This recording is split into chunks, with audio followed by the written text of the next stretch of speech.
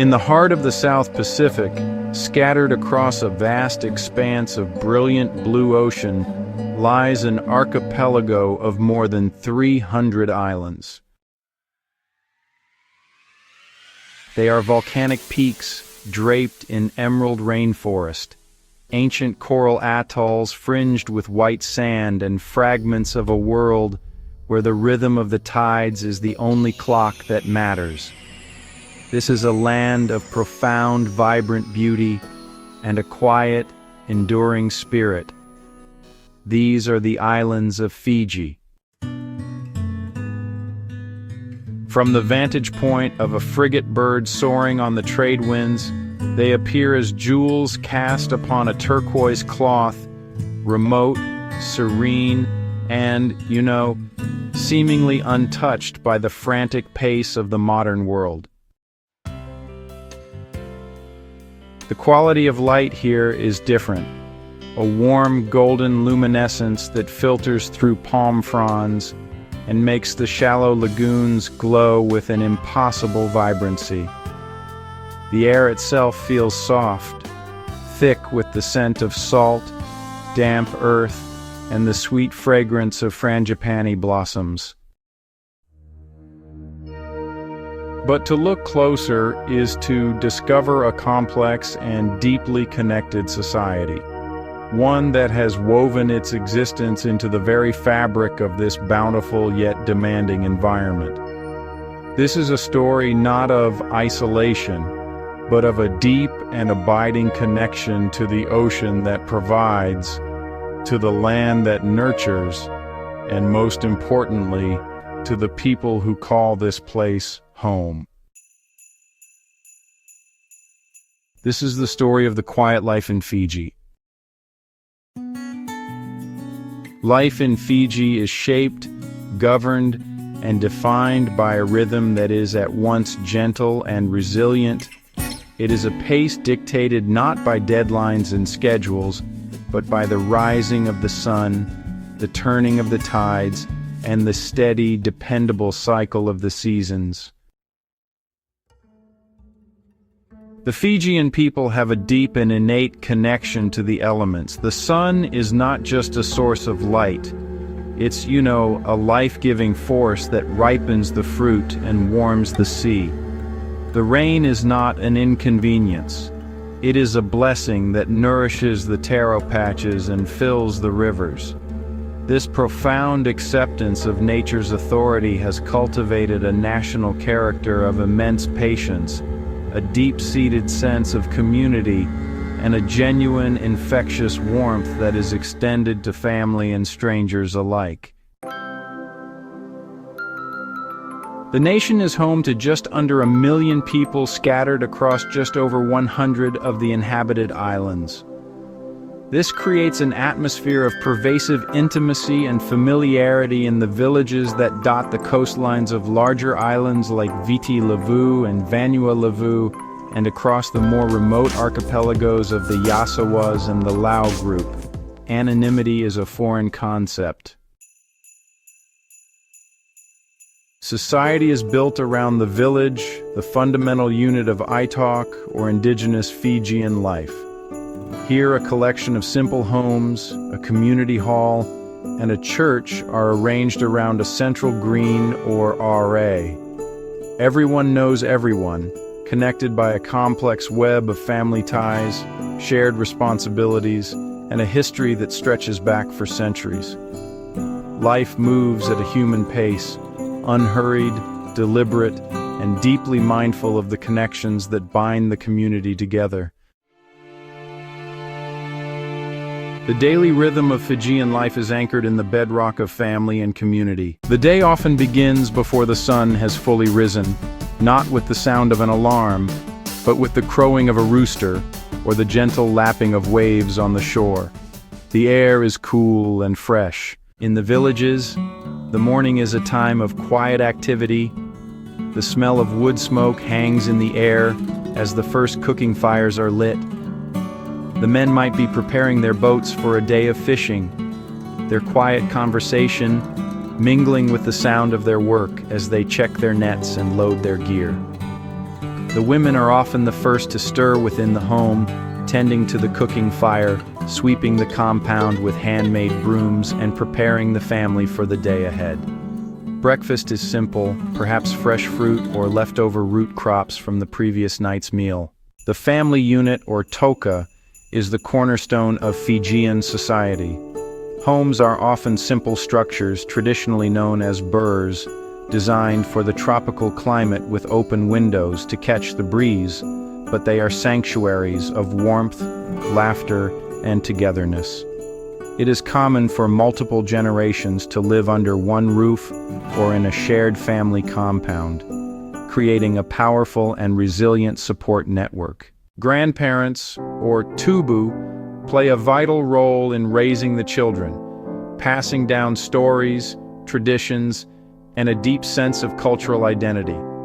They are the keepers of the family's history, the living link to the ancestors. Children grow up with a profound sense of freedom and security, with the entire village as their backyard and a wide circle of aunts, uncles, and cousins as their guardians. This inherent closeness fosters a powerful sense of collective responsibility known as karakare. This is a system of communal sharing, a foundational pillar of village life. It's an unspoken understanding that one can ask a relative or neighbor for something they need, be it food, money for a school uniform, or help repairing a roof, and the request will be fulfilled without any expectation of immediate repayment. It's not seen as charity, but as a fluid system of sharing resources within a large extended family. This deeply ingrained social contract is based on trust and mutual support, ensuring that no one in the village goes without. This spirit of interdependence is not a choice. It is the fundamental principle that has allowed Fijian communities to thrive in these remote islands for generations. Tradition in Fiji is not a relic of the past. It is a living, breathing, and integral part of the present. The Italki culture is the soul of the nation, a deep, resonant chord that runs through its ceremonies, its social structure, and its daily interactions. At the heart of this culture is a profound respect for hierarchy and tradition. The village chief, or Turaga Nikoro, holds a position of immense authority and is responsible for the well-being of the community. Deference to chiefs and elders is a cornerstone of the social fabric, a sign of respect that is taught from a very young age. This respect is most vividly expressed in the suive, the formal presentation of a gift, most commonly yakona or karva. Karva is a mildly narcotic drink made from the powdered root of a pepper plant. It is the social lubricant of Fiji, a central element in welcoming visitors, marking important occasions and resolving disputes. The carver ceremony is a solemn and highly ritualized affair. Participants sit in a circle on woven pandanus mats, and the carver is mixed with water in a large wooden bowl called a tanoa. It is served in a polished coconut shell cup or billow first to the chief or guest of honor. Before accepting the cup, the recipient claps once with cupped hands, a sound known as the kubo. They drink the entire contents in one go, and then everyone claps 3 times. The ceremony continues with others served in order of rank. To witness the ceremony is to feel the pulse of an ancient and deeply respected tradition, a powerful unifying experience that reinforces social bonds and connects the present to the past. This powerful oral tradition is also expressed through storytelling and dance. The mechi is a traditional performance that combines dance, song, and theater to tell the stories of legends, historical events, and important cultural traditions. Men often perform strong athletic dances, sometimes with spears or clubs, their movements powerful and synchronized. Women's dancers are graceful and fluid, their movements telling a story with their hands. There is an immense and quiet pride in this cultural heritage. You can really see it in the intricate patterns of taper cloth made from the bark of the mulberry tree, and in the fine weaving of mats, which are considered items of great value and cultural significance, often presented at weddings and funerals. It's a vibrant, personal expression of a culture that has steadfastly maintained its unique identity in a rapidly changing world.